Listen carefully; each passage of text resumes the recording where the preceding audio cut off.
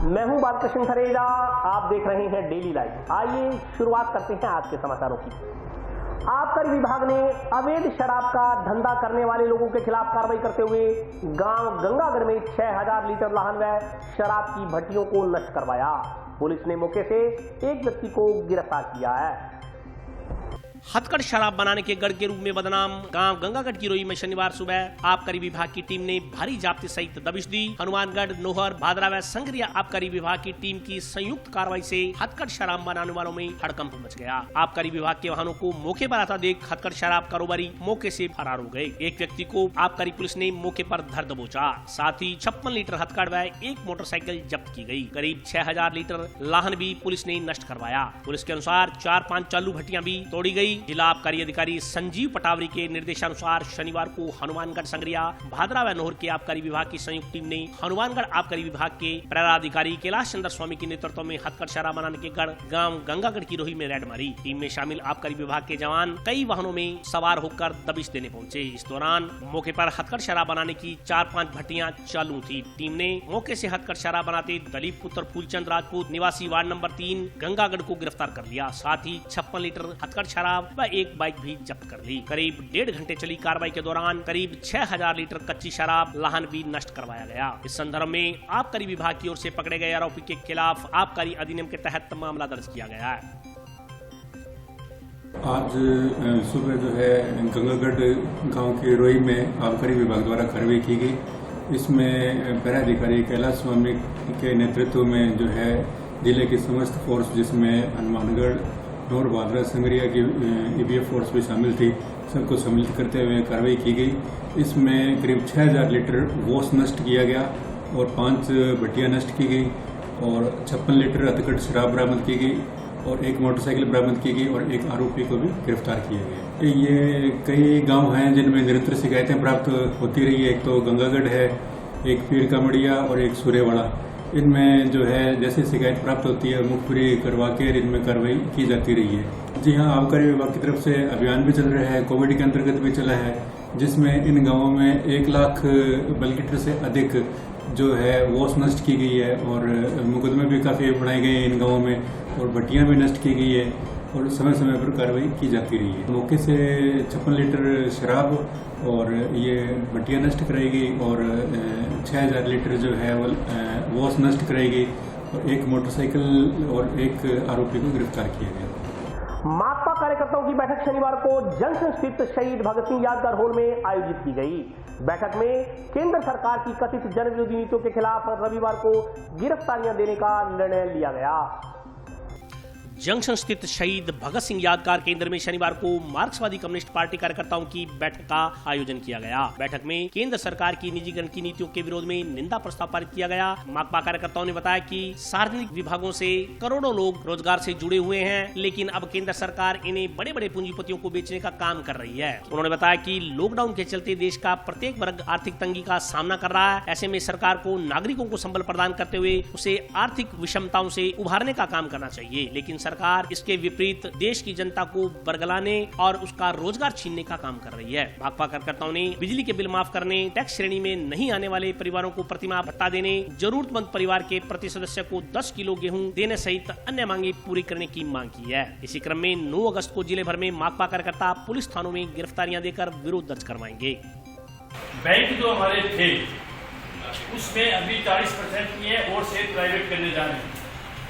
LIC और हमारा BSNL जो एक बहुत बड़ा उद्योग है उसको भी सरकार अभी 1-2 दिन में बेचने की पूरी कार्रवाई पूरी होगी। यानी रेल का, हमारे हवाई यात्रा है पूरी, उसको, उसके साथ बैंक को, LIC को, कोयले की खदानों को, और अभी शिक्षा के ऊपर नई जो शिक्षा नीति लेके आए हैं, अभी 2-3 दिन पहले घोषणा हुई है, उसका मतलब सारा कुछ प्राइवेट करना। इसका असर किस पे होगा? इसका सबसे बड़ा असर होगा आप लोगों। 2 अगस्त को 1942 को जो अंग्रेज थे वो देश को लूट रहे थे, सारी देश की जनता ने नारा दिया कि अंग्रेजों भारत छोड़ो। उसी तरह से आज जो हालात हैं वो 1942 से भी बुरे हैं।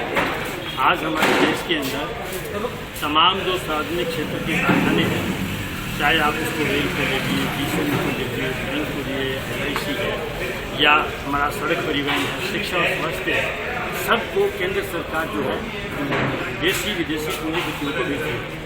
और यही वो साधन है जो देश में सबसे ज़्यादा रोजगार दे रहे हैं। दूसरा, हमारे पूरे देश के अंदर कोरोना काल के अंदर करीब 14 करोड़ लोगों का रोजगार दिया है।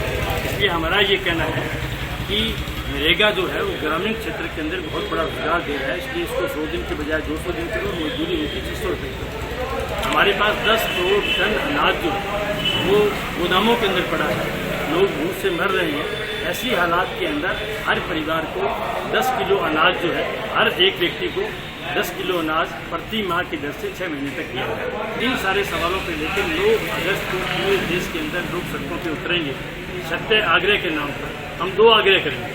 एक तो सत्य के आग्रह के ऊपर हमारी बात को माना जाए, एक देश की सरकार जो है वो सत्य बोलना शुरू करे, झूठ बोलना बंद करे। और हम 2 तारीख को गिरफ्तारियाँ देंगे पूरे देश के अंदर। कल पूरे हिंदुस्तान के अंदर भारत छोड़ो आंदोलन की जो 9 अगस्त की तारीख है, ऐतिहासिक तारीख है, उसको लेकर यहाँ किसान संगठनों के, मजदूर संगठनों द्वारा धान मंडी में इकट्ठा होंगे और सरकार की जो मजदूर विरोधी, किसान विरोधी जो नीतियां हैं उनके खिलाफ कल गिरफ्तारियां देंगे, प्रदर्शन करेंगे।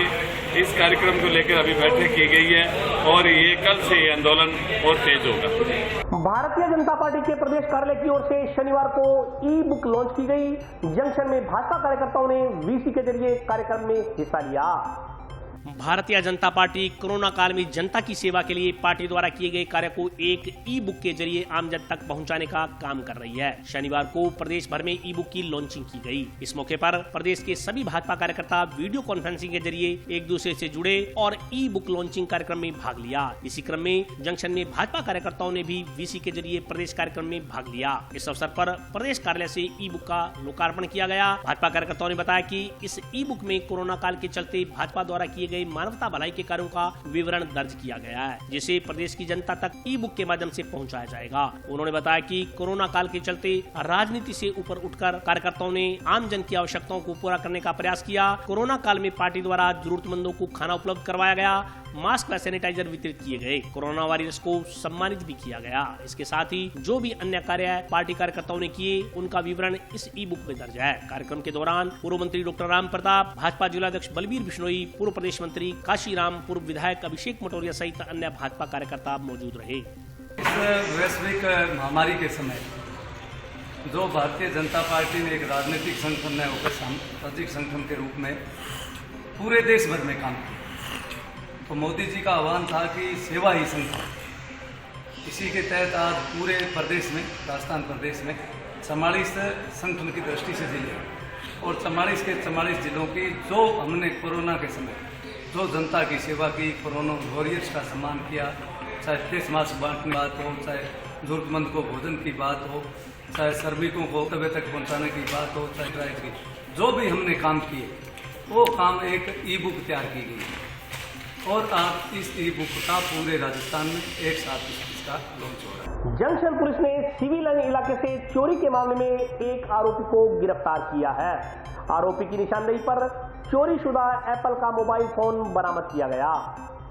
जंक्शन की सिविल लाइन स्थित सूने मकान में चोरी के मामले में गिरफ्तार दूसरे आरोपी को भी जंक्शन पुलिस ने शनिवार को न्यायालय में पेश कर 2 दिन का रिमांड मंजूर करवाया। पुलिस ने आरोपी उमेश पुत्र रामनिवास बावरी, निवासी वार्ड नंबर 4, ITI बस्ती जंक्शन की निशानदेही पर चोरीशुदा एप्पल कंपनी का आईफोन भी बरामद कर लिया है। शेष सामान की बरामदी के लिए पुलिस प्रयास कर रही है। इस मामले में रोशन लाल पुत्र साहब राम नायक निवासी ITI बस्ती पूर्व में ही रिमांड पर चल रहा है। उसकी निशानदेही पर पुलिस चोरीशुदा कैमरा व सब्बल बरामद कर चुकी है, जिससे आरोपियों ने छत पर लगा जाल हटाया था। रोशनलाल की रिमांड अवधि रविवार को समाप्त हो रही है। उमेश को पुलिस ने शुक्रवार को गिरफ्तार किया था। इससे पहले 5 अगस्त को रोशनलाल को जिला कारागृह से प्रोडक्शन वारंट पर गिरफ्तार कर गुरुवार को न्यायालय में पेश कर 3 दिन का रिमांड मंजूर करवाया गया था। पुलिस के अनुसार रोशनलाल पर पूर्व में चोरी के 2-3 मामले दर्ज हैं। दिनांक 30/5/2020 को परिवादी श्री बलविंदर सिंह ने मुकदमा दर्ज करवाया था कि मेरे घर में रात्रि के समय को अज्ञात चोर प्रवेश करके एप्पल का मोबाइल, कैमरा आदि सामान चोरी कर ले गए। इस पर हमने कल दिनांक 7/8 को मुलजिम में अमन उर्फ उमेश रामनिवास जाति बावरी निवासी ITI बस्ती को गिरफ्तार किया था। आज की आज उसके निशानदेही से हमने एप्पल मोबाइल जिसकी कीमत करीब 1,20,000 रुपये वो मुलजिम की निशानदेही से बरामद किया। गांव मुंडा के नजदीक बाइक सवार एक व्यक्ति की सड़क पर गिरने से मौत हो गई। शनिवार को पुलिस ने मृतक का पोस्टमार्टम करवा शव परिजनों को सौंप दिया। गांव मुंडा में बाइक सवार एक व्यक्ति की सड़क किनारे ठोकर लगकर गिरने से मौत हो गई। पुलिस से मिली जानकारी के अनुसार मृतक की पहचान बिहार मूल निवासी दिलराम के रूप में हुई है। पुलिस ने बताया कि बाइक पर 2 लोग सवार थे। दिलराम बाइक के पीछे बैठा था, जबकि दिलराम का दोस्त प्रहलाद बाइक चला रहा था। दोनों बाइक पर सवार होकर गाँव मुंडा की तरफ आ रहे थे। रास्ते में बाइक गिरने के कारण दिलराम गंभीर रूप से घायल हो गया। घायल को उपचार के लिए जिला अस्पताल में भर्ती करवाया गया, जहाँ इलाज के दौरान दिलराम की मौत हो गई। शनिवार को पुलिस ने मृतक के शव का पोस्टमार्टम करवा शव परिजनों को सौंप दिया। वहीं इस संदर्भ में मृतक की पत्नी रूना देवी ने बाइक चालक प्रहलाद के खिलाफ लापरवाही से वाहन चलाकर उसके पति को गंभीर चोटिल करने का आरोप लगाते हुए उसके खिलाफ मामला दर्ज करवाया है। पुलिस मामले की जांच कर रही है। दिनांक 8/8/2020 को रूना पत्नी दिलराम जाति सदा निवासी सिमड़िया भिंडी जिला समस्तीपुर बिहार ने हालाबाद मुंडा ने रिपोर्ट दर्ज कराई है कि कल शाम को 7/8/2020 के वक्त शाम को 6 बजे प्रातः का पति अपने दोस्त प्रहलाद के साथ में खेतों की तरफ गया था। जब वो रास्ते में 1 किलोमीटर दूर मंडा की तरफ पहुंचा तो दोनों उसमें प्रहलाद ने मोटरसाइकिल को तेज और लापरवाही चला गिरा दिया, जिससे मेरे पति के चोट लगी। उसको मार ला के भर्ती कराया, दोनों में उसकी मृत्यु हो गई। इसका अभी पोस्टमार्टम करवा दिया है और डेड बॉडी अंतिम दास को परिजनों को सुपुर्द कर दी है। जांच अभी जारी है। और अभी वक्त ब्रेक का, हाजिर होता हूँ छोटे से ब्रेक की बात।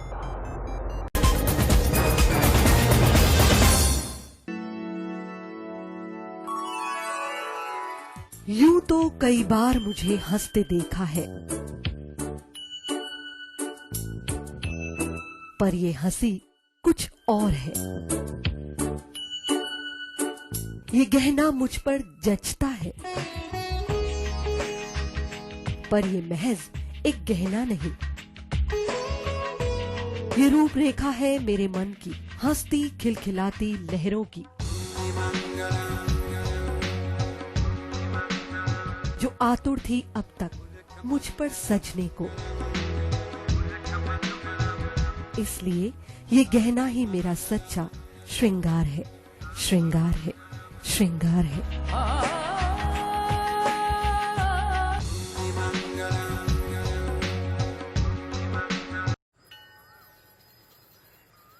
अरे बबलू, लॉकडाउन खुलते ही टहलने निकल पड़े। महामारी अभी फैली हुई है। सरपंच जी टहलने नहीं, काम पे वापस जा रहे हैं। तुझे डर नहीं लगता वायरस पकड़ लेगा? पहले थोड़ा बहुत डर लगता था, फिर पता चला कि अगर मैंने पूरी सावधानी बरती तो ये बीमारी होने की संभावना कम है। सबसे महत्वपूर्ण है ये मास्क। काम पर मास्क हमेशा पहनूंगा, समय समय पर हाथ धोता रहूंगा और दूसरों से हर वक्त कम से कम 2 गज की दूरी बनाए रखूंगा। खुद को, दूसरों को और अपने परिवार वालों को भी सुरक्षित रखूंगा। अरे भाई, मेरी जिम्मेदारी बनती है तुझे चेतावनी देना, सो दे दिया। जब देश के मेडिकल और स्वच्छता कर्मचारी रोज कोरोना वायरस से लड़ने का काम कर रहे हैं तो हमारी भी तो जिम्मेदारी बनती है अपना काम करने की। बबलू, तुझे कुछ हो गया तो? हजारों लोग इस बीमारी को हराकर ठीक हो चुके हैं और अगर किसी कारण मुझे ये बीमारी हो भी जाए तो सरकार ने अस्पताल में हमारे इलाज के लिए पर्याप्त व्यवस्था कर रखी है। ये घबराने का वक्त नहीं, एक दूसरे का हौसला बढ़ाने का वक्त है। अरे ऐसे क्या देख रहा है? तू काम पे जाएगा, मैं नहीं जाऊंगा, नाक नहीं कट जाएगी मेरी। चलो मास्क। हाँ, मास्क मास्क। अरे नाक तो ढक लो। हाँ। कोरोना वायरस से हमें लड़ाई जारी रखनी पड़ेगी और उससे डर कर नहीं, पूरी सावधानी के साथ डट कर चलिए। रुकी जिंदगी को आगे बढ़ाएं, देश को आत्मनिर्भर बनाएं। जय हिंद।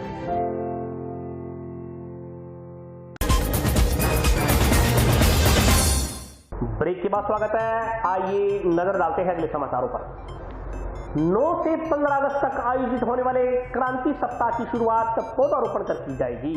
शनिवार को एसडीएम कपिल यादव ने पौधे लगाने के स्थान का अवलोकन किया। राष्ट्रपिता महात्मा गांधी की 150वीं जयंती वर्ष के आयोजनों की श्रृंखला में 9 से 15 अगस्त तक अगस्त क्रांति सप्ताह का आयोजन किया जाएगा। इसमें 9 से 15 अगस्त तक विभिन्न कार्यक्रम जिले भर में आयोजित किए जाएंगे। अगस्त क्रांति सप्ताह के शुभारंभ मौके पर रविवार को जंक्शन में जिला कलेक्टर स्थित पार्क में 150 पौधे लगाए जाएंगे। प्रशासनिक अधिकारियों ने बताया कि सुबह 7 बजे पौधारोपण कार्यक्रम की शुरुआत जिला कलेक्टर जाकिर हुसैन करेंगे। इसको लेकर आज शनिवार को उपखंड अधिकारी कपिल यादव ने पौधे लगाने के स्थानों का अवलोकन किया। पौधारोपण कार्यक्रम को लेकर उपखंड अधिकारी की अध्यक्षता में बैठक भी हुई। जानकारी के अनुसार अगस्त क्रांति सप्ताह के अंतर्गत 9 से 15 अगस्त तक आयोजित होने वाले कार्यक्रमों के पहले दिन रविवार 9 अगस्त को जिला एवं ब्लॉक स्तर पर स्वतंत्रता सेनानियों की मूर्ति के पास 150 पौधे रोपित किए जाएंगे। पौधारोपण स्थल पर सोशल डिस्टेंसिंग की पालना करते हुए उच्च शिक्षा एवं शिक्षा विभाग के सहयोग से आचार्य अथवा व्याख्याता स्तर के इतिहास शिक्षक को मुख्य वक्ता के रूप में शामिल करते हुए भारत छोड़ो आंदोलन विचार गोष्ठी का आयोजन किया जाएगा। महात्मा गांधी की जो 150वीं जयंती वर्ष है उसमें उसके तहत 9 से 15 तक अगस्त क्रांति सप्ताह मनाया जाना है। इसी के मद्देनजर विभिन्न जो कार्यक्रम है उनका आयोजन किया जाना है। जिला स्तर पर जो कार्यक्रम है उसका जो प्रभारी अधिकारी श्रीमान जिला कलेक्टर द्वारा उपखंड अधिकारी हनुमानगढ़ को नियुक्त किया गया। उसी के मद्देनजर कल इसमें पहला जो प्रोग्राम होगा जो सुबह 7 बजे वृक्षारोपण एवं भारत छोड़ो आंदोलन पे विचार गोष्ठी का आयोजन किया जाना है, जिसके मद्देनजर सुबह 7 बजे कलेक्ट्रेट स्थित गांधी पार्क में वृक्षारोपण किया जाएगा और विचार गोष्ठी का आयोजन किया जाएगा। सिविल डिफेंस के वॉलंटियर्स ने स्वतंत्रता दिवस समारोह की तैयारियों को लेकर कलेक्ट्रेट परिसर में परेड का अभ्यास किया। 15 अगस्त को आयोजित होने वाले स्वतंत्रता दिवस समारोह में सिविल डिफेंस के वॉलंटियर्स जिला स्तरीय परेड में भाग लेंगे। पहली बार इन वॉलंटियर्स को परेड में भाग लेने का अवसर दिया गया है। जिला स्तरीय कार्यक्रम की तैयारियों को लेकर शनिवार को सिविल डिफेंस के वॉलंटियर्स कलेक्ट्रेट परिसर में परेड करते नजर आए। वॉलंटियर्स ने बताया कि उन्हें पहली बार जिला स्तरीय परेड का हिस्सा बनने का अवसर दिया गया है, जो उनके लिए गर्व की बात है। उन्होंने बताया कि सिविल डिफेंस की टीम प्रत्येक कार्यक्रम में बढ़ चढ़कर भाग ले रही है। जिला स्तरीय स्वतंत्रता दिवस समारोह में इन वॉलंटियर्स द्वारा सिविल डिफेंस का प्रदर्शन किया जाएगा। परेड अभ्यास करते इन वॉलंटियर्स ने इस अवसर के लिए प्रशासनिक अधिकारियों को धन्यवाद ज्ञापित किया है। ये है कि सिविल डिफेंस लगातार अपने कार्य में इम्प्रूवमेंट कर रही है और सिविल डिफेंस का एक जान जोखिम का सा कार्य है। इसी के अलावा सिविल डिफेंस हर एक कार्य में बढ़ चढ़कर भाग ले रही है और इसी क्रम में जिला कलेक्टर महोदय और एडीएम साहब ने इनकी परेड का कार्यक्रम भी रखा है। परेड के कार्यक्रम के साथ साथ एक डेमो भी सिविल डिफेंस द्वारा दिया जाएगा। जिस तरह सिविल डिफेंस आगजनी से बचाव के लिए है या नहरों में लोगों की बचाव करते हैं या जो कोई गिर जाता है उसको निकालने का कार्य करते हैं। अभी भादरा में कोई टंकी पर चढ़ गया था तो उसके लिए भी नीचे इन्होंने जाल बिछाया। इनके पास अगर संसाधन के हिसाब से जिस प्रकार के भी संसाधन है उसका उपयोग करके ये अपना काम कर रहे हैं।